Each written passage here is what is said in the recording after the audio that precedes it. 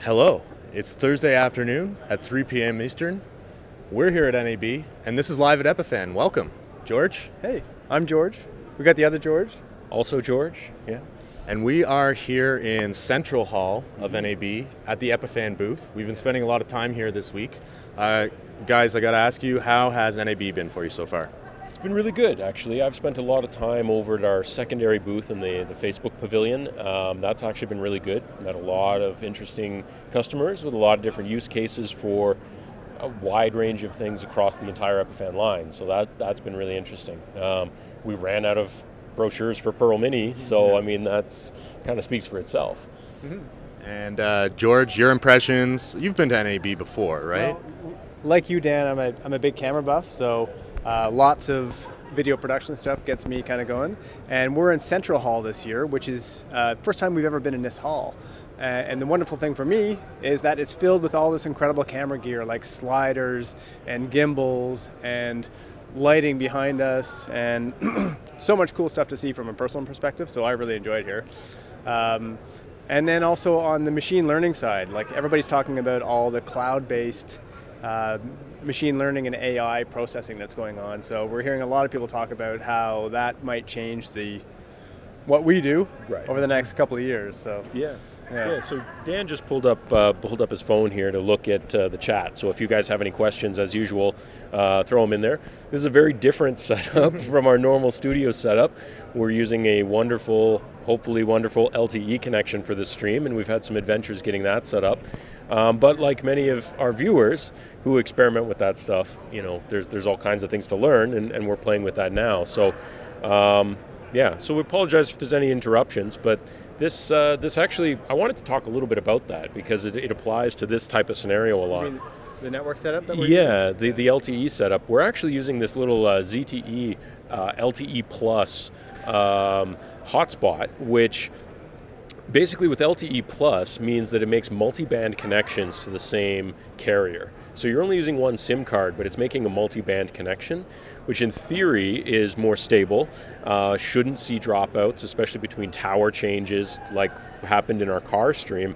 So we've been playing with that this week. We were running one with a webcaster yesterday. It worked flawlessly. It was amazing. Today signals are a bit weird, but we're trying, so hopefully everyone can see us clearly. And but yeah, so if you guys are interested in more details about that, let us know in the comments, and we can send you some links to the specific model for the ZTE one we're using. I'm sure there's others out there, but that is one of the few I've seen that does this LTE Plus. Newer phones do it, but this is one of the first hotspots I've seen that does that. Yeah. So We've tried doing other LTE-related activities from our booth, and this is a black hole for any kind of network activity. So if this works, this would be pretty amazing for us. Yeah. Because it means we can do more of this stuff. Yeah, when we come to these shows. Absolutely. Yeah. So stepping away from that networking side a little bit, what are some of the other things? What have you seen, Dan? You were playing the interviewer role here. Now we're flipping it on you. So what have you seen that you found really interesting at NAB? Oh, wow. I'd say actually something I saw today that was pretty cool was actually a Blackmagic camera. It's their new Pocket Cinema camera. It's a micro four thirds sensor. It looks like they're trying to get the Canon DSLR folks to switch over because it takes Canon LPE6 batteries. So if you have a Canon DSLR and you want to switch, you could probably sell your Canon glass, your Canon DSLR, keep your batteries, and you'd have enough money to get 3 or 4 micro four thirds lenses with that. So camera technology is always interesting. What else here? I mean, I think we mentioned this before, but like seeing a drone projector was pretty crazy. So many switchers. Actually, we were just over at Roland this morning, so I know a lot of people are looking for really basic switchers for their webcasters. It might be a little bit out of people's price range for a simple switch, but you know, that was pretty cool. What else? I was at Adobe Premiere yesterday at Adobe, and they had a whole bunch of new, calling them Sensei, machine learning applications within Premiere Pro that are going to make the editing workflow a lot easier, using some machine learning to match camera temperatures, to match color. So there's so many things to see here, and I must say it's a little bit overwhelming when you're here for 4 days. There's too many things to really take it all in, but every corner you turn, there's something you've never seen before. So it's really cool. On that machine learning topic, actually, a lot of the seminars here at NAB have been about that and the applications for video. So we did a show not long ago talking about some of those possibilities and what we might see. Well, we've definitely seen that here. Yeah. There's been lots of seminars, companies like IBM and others, talking about machine learning and AI applications for video. There's been some fascinating stuff. So yeah, that's been a good one. We've had some of our people in some of those seminars learning as much as we can, bringing that information back home to find out how we might be able to apply some of that to Epiphan hardware in the future and what that might mean for the future of video production. Like I said, Adobe's obviously working on it, IBM's working on it, and just, yeah, so it's very cool. It's very cool. There's been a couple of interesting, sorry, you have a comment? Carol TV is in chat, and he's asking about a link to the LTE modem that we're using right now. We'll get that for you. We'll make sure we'll put that in the comments. I have to look up the precise model and get that for you, but we'll definitely do that. One of the other interesting aspects of these shows is you hear about new codec, like you're saying, talking about machine learning, the new codecs and protocols that are coming, because we're always trying to chase what's coming next. And so there have been, I remember at the Google booth, they were promoting is it AV1? AV1, yeah. AV1, and some debate over whether HEVC, H.265, or AV1, which is an open source, smaller file size, or smaller footprint, I guess, like less processor intensive kind of encoding is coming. And so that one got me excited. I don't know about you guys. Yeah, definitely. I mean, because certainly one of the downsides of H.265 is the immense processor load, right? And so that's one of the big struggles. And so that's interesting. I mean, we'll see where it goes. Google a few years ago was pushing VP9, never really went anywhere either. So kind of like, we'll see where things go. But their booth is crazy in itself. It's not actually that big, considering how big of a company Google is. But they literally have a little stand for every single product that Google makes in their booth. There are so many people in there, you can barely move. It's kind of interesting, but it's cool. It's neat. If you want to learn about Google tech, it's a one-stop shop. It's very interesting. I've also noticed Atomos is promoting their ProRes RAW codec. So I'm sure filmmakers are getting very excited about that for people who want raw footage. It's not so much a live streaming kind of protocol, but no, it seems far from that. Seems to be kind of a big deal for the Premiere crowd. Well, absolutely. I mean, NAB is a lot about traditional broadcast, but also cinema style, right? So something like ProRes RAW is definitely a very cinema style thing that people are going to be looking for. So yeah, I mean, they got banners on the outside of the building. They're definitely looking at that a lot. Seen some cool cameras as well, I guess. Like you mentioned, the Blackmagic ones. There's a couple others out there from JVC and stuff like that they've been trying to promote and do that, which has been kind of interesting. I haven't had as much time to play with those as I'd like, but maybe the rest of the afternoon here. It's only noon here in Vegas, so we still have a couple hours left to go around and take a look at some things, and before we pack up and get out of here, which is coming sooner than I think we realize. But but yeah, there's other things. So everybody watching, if there's something that you want to know about this NAB 2018, maybe you've been following some of the other coverage, let us know in chat, or we can go check something out for you. We are here for a few more hours, so if there's something that you want us to go and cover, or a booth you'd like us to visit, maybe we can take a little video and share it with you later. How about PTZ Optics? They sound like good guys to maybe do something with.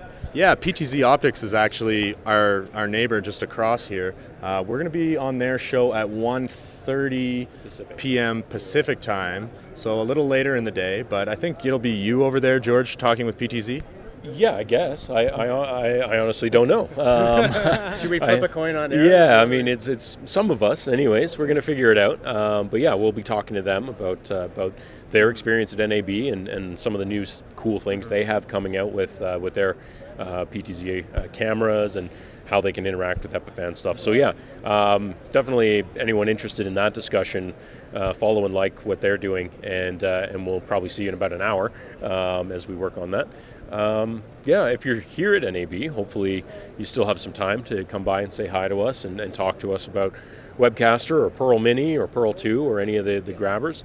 What do you think has been the real, in terms of our booth, what's been the show stealer? I think the obvious one is Pearl Mini. But is that the definitive number one go-to? Well, Pearl Mini, there's still a lot of people getting introduced to Webcaster 2 or have heard about it because it's kind of an entry-level device. We have a huge user base, so a lot of people know about Epiphan through the Webcaster. So I've seen a lot of people come by and say, "Oh, I heard about this," or "I have a colleague who's been using it." And but of course, yeah, like you say, Pearl Mini is the one that people are excited about because it is the newest, and because it's available now. And I know it's shipping in June, I think we say. So yeah, people want to try it. They want to get their hands on the big touch screen and see what it's like for themselves. What do you think the feedback and the most interesting part of Pearl Mini that people have been excited for, that you've been hearing when they hear about the features that we've put into it? What's the number one thing that people have really given you? I'd say the first and foremost is actually the touchscreen. It's the most obvious feature of Pearl Mini. But I think the reason that people will want and enjoy having a big screen is just simply because they can hand this to somebody who maybe is not as technically savvy, and it feels like other devices you use, like a tablet or a phone, and it feels like the kind of control interface that you can very quickly get up and running with and understand easily. So I think that's probably one of the biggest features that people have been interested in. I mean, as far as inputs and pro audio, that's kind of it's something that people already understand from Pearl 2, so it's not. Yeah, I would say actually the audio, because there are some differences between Pearl 2 and Pearl Mini with the audio. And when I've explained that to people who are familiar with Pearl 2, and I say, listen, this is even more of a lightweight studio in a box because you can do mic level and phantom power on Mini, that seems to get people really interested because like, oh, okay, I don't need a mixer anymore. I just, everything can run into Pearl Mini, and this gives you your mixer, your switcher, everything for audio and video in a tiny wedge. I mean, this microphone we're using right now is a pretty cool little microphone. It's an old microphone actually, but it requires phantom power. And to be able to plug something like this just right into Pearl Mini, that's a nice feature to have, when people can just, plug it in and it just works. And I think that's one of the things that about Pearl Mini that is attractive to a lot of people. I would say also probably a lot of people have really liked the SD card storage. Seems to be a big thing for people, just to make it a little easier, right? I mean, they can bring their own storage, whatever size they need, and record to that media. Yeah. No, I was going to agree about one of the things I always think of when we're talking about new features for Pearl 2 or Pearl Mini is how can we eliminate one more piece of kit? And so adding phantom power and like better inputs means maybe you don't need a mixer for your next show. So you don't need a scaler, you don't need all these things. So. Yeah, certainly physical size is a big one too. Everyone's just blown away by what it does in that physical size. Yeah. Like they can't believe, I've had a couple of people just not believe me that it does all of those things in that size. Like, no, there's no way. But no, it does. It really does. So now we are getting a couple comments here. Ambit Gift, Nick Barnett, they're asking about when will Pearl Mini be available in the UK. They're also, of course, everybody wants to know pricing. Do we have that information right now? So we haven't had an official pricing announcement. I mean, basically, we're expecting to be roughly half the price of a Pearl 2. So that information is going to be coming shortly. Apologize for the delays on that. We are definitely going to have official announcements on that very shortly. In terms of availability, we'll probably be shipping the first few units and early orders in the beginning of June, from what I'm told. That's not necessarily going to be region-based. It's just going to be, whatever first orders we have. So if you're in the UK, I would say reach out to our partners in the UK. We've talked to a lot of partners here, including our UK partners. Yeah, they were here, and I know some of them are already putting in pre-orders to make sure that their customers get some of the first few units. So if you're in the UK, reach out to our partner there, get your name on a list, and they can help you how can try and get there. Find our UK distributor? So on our website, there's a where to buy section. It'll automatically geolocate you and show you the closest partners. In the UK, it's TechX as our primary partner, so it's pretty easy to find. We're getting another question here from Rick Nelson Duke. Hi, Rick. He's saying Webcaster is a true game changer for getting involved. It's only been a month. Pearl Mini looks to give us the Atomos recording option with audio metering on screen. Well, that's right. We do have audio metering right on the touch screen. So We had to use it yesterday because I forgot the headphones for our camera. So thank goodness we had some audio feedback right on the touchscreen. Yeah. I should actually mention, we're actually using the Pearl Mini for this stream right now. So we kind of have that rigged up in a few ways. But we're using a Mini right now from our C100. So yeah, ignore the fancy wiring with the LTE connection. We're just trying to get the best signal we can. The things you have to do when you're live on the scene, right? That's just the way it is. So. We have another question here from Paride Dominici. How are you doing? Good to see you again. He's saying, is there any way to use the SDI input with an HDMI input? And the answer is yes, you can combine HDMI and SDI sources with Pearl Mini. Yeah, with Pearl Mini, it has 2 HDMI inputs and 1 SDI input, and you can use a combination of 2 of those. So that's not a problem.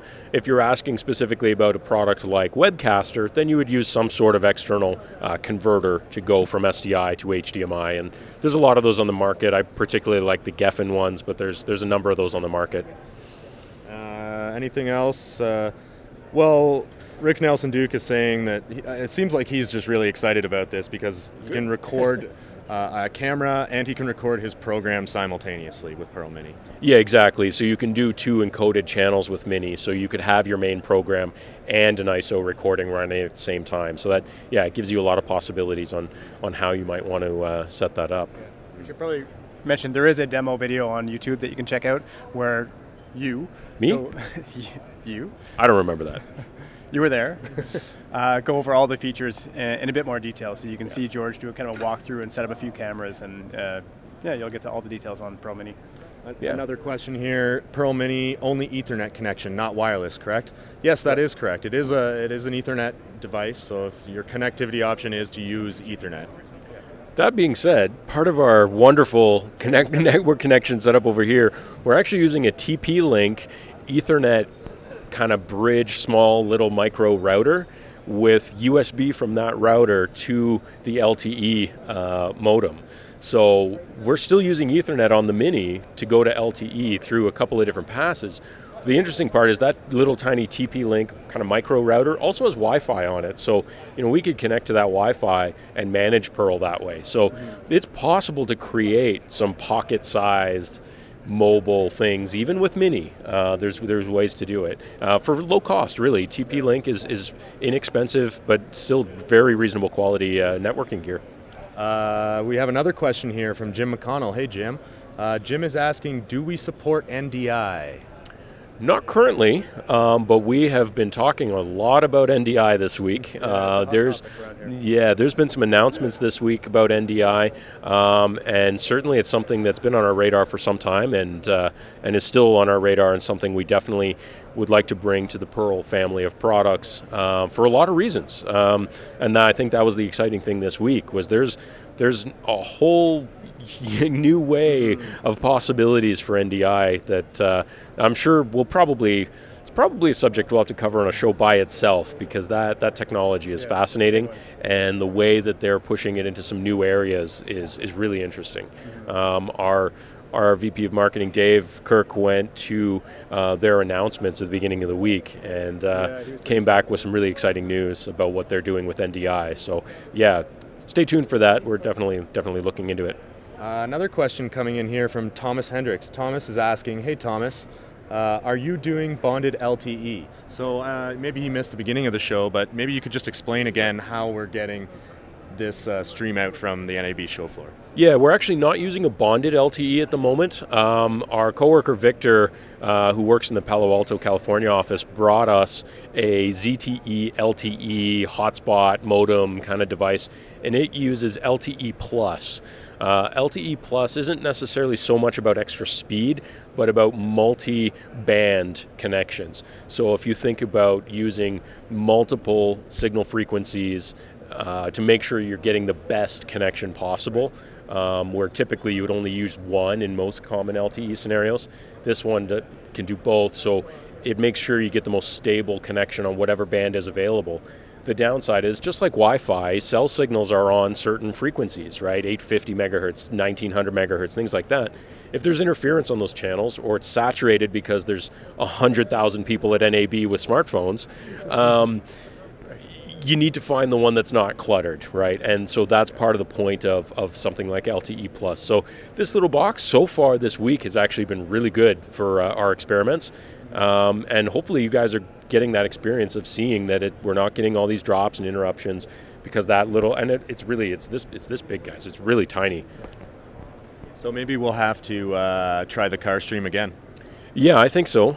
We'll have to see if we can get a Canadian carrier that works or we with drive this. to America. Or we go to California, where the weather is significantly better, and try it there. The other nice thing for our American viewers is a device like that, you can get truly unlimited bandwidth on it, right? So you don't have to worry about hitting caps and stuff like that.